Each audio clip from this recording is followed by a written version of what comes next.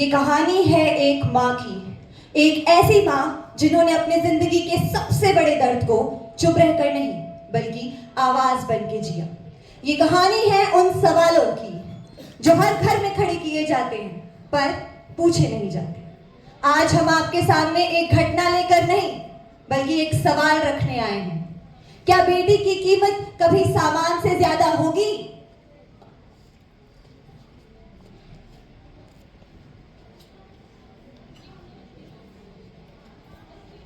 Your honour, 9 फरवरी 1978 को मेरी client सत्यरानी Chadha की बेटी शशिबाला का विवाह इनके क्लाइंट सुभाष चंद्र से हुआ।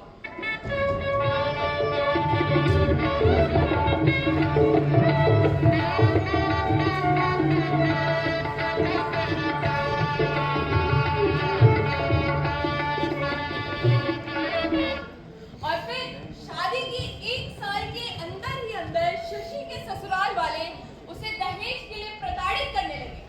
वे इस पे शारीरिक एवं मानसिक शोषण करने लगे।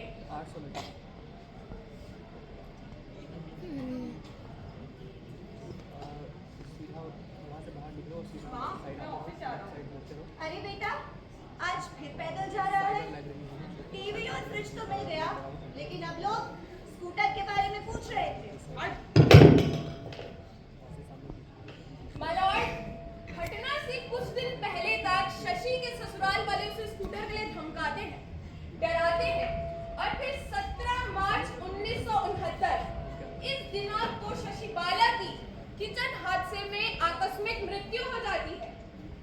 चल चल,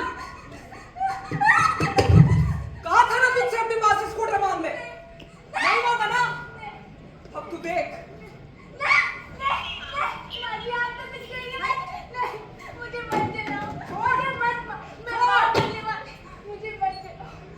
अब तुझे चलना ही होगा। तू चल।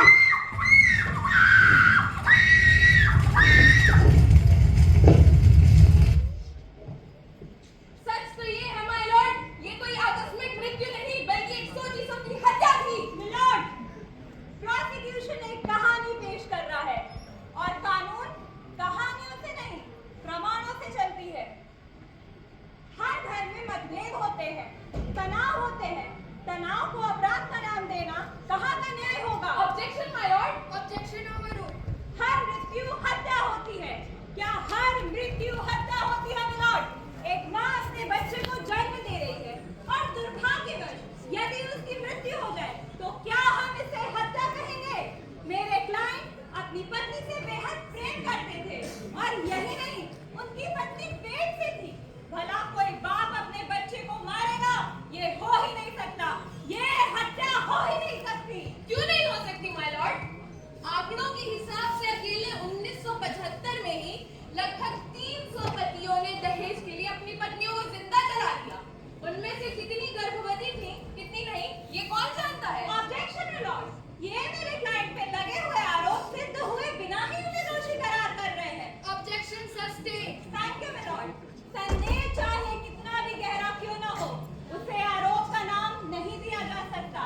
और न्याय का मूल सिद्धांत जो शायद आपने भी पढ़ा होगा, benefit of doubt must always go to the accused. भावनाओं और सामान्य आंकड़ों के आधार पर आप किसी को दोषी नहीं ठहरा सकते। ये न्याय नहीं होगा। भावनाएं ही नहीं माय लॉर्ड, प्रमाण भी है। ये शशिबाला द्वारा लिखी गई चिट्ठियां जहां पर उन्होंने साफ-साफ बताया है कि किस तरह उनके ये पति और उनके ससुराल वाले उन्हें स्कूटर के लिए प्रताड़ित कर रहे क्या हैं। सबूत है कि ये चिट्ठियां शशि द्वारा लिखी गई थी? सबूत है ये हैंडराइटिंग एक्सपर्ट द्वारा दिया गया सर्टिफिकेट जो इस बात को साबित करता है कि चिट्ठियां मृतिका शशिबाला की ही थी। आज शशि के अस्तित्व पे हर रोज कटघरे में प्रश्न उठ रहे हैं। कुछ केसेस कानून को मजबूर कर देते हैं अपनी परिभाषा बदलने पे।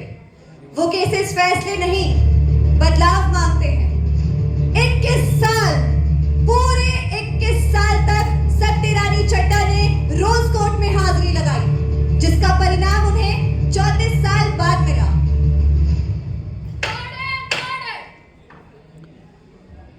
दहेज निषेध अधिनियम 1961 के हिसाब से मांग शादी के बाद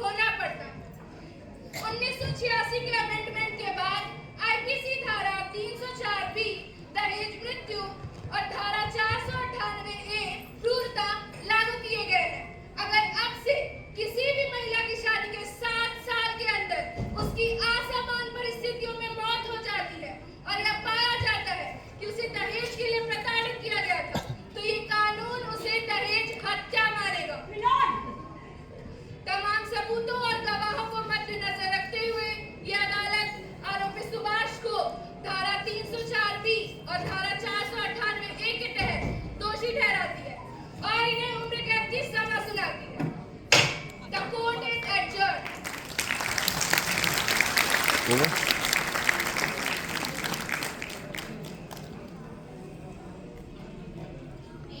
बिटिया रानी बने, सपनों का राजा मिले, देखे खुशियों के मेले, दर्द कभी ना झेले।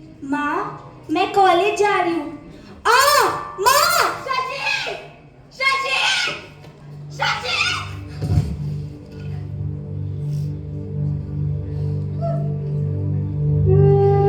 मरवा दी थी अपनी लड़की तो मरवा दी।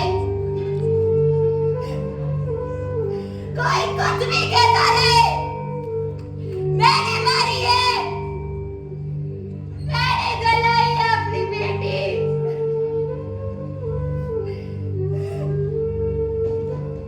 वो कहती थी, माँ मुझे लॉ करना है। मैंने कहा नहीं, शादी कर ले। वो कहती लॉ तो नहीं हो पाएगी ना फिर, लड़के तो आ जाएंगे जो नसीब में है। मैंने कहा मुझे बहुत अच्छा लड़का मिल गया, मैंने मारी है। मैंने देखा था ना लड़का, उसने तो नहीं देखा था ना। मेरी बेटी मरी है, मेरी बेटी मरी है और नहीं मरनी चाहिए।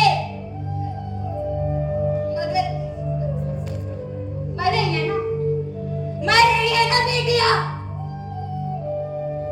मैंने 21 साल ये लड़ाई लड़ी है। मेरी बेटी तो नहीं बच सकी, पर हजारों बेटियां बच सकती हैं, बच सकती है बेटियां, बच सकती है बेटियां।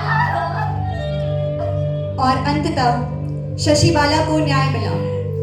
हमारे समाज में सुभाष जैसे अनेक चेहरे रहे जो संबंधों को सौदे में तब्दील कर देते हैं, लेकिन शशि की मां ने हार मानने से इनकार किया। उनके संघर्ष और उनके अडिग विश्वास ने न सिर्फ उनकी बेटी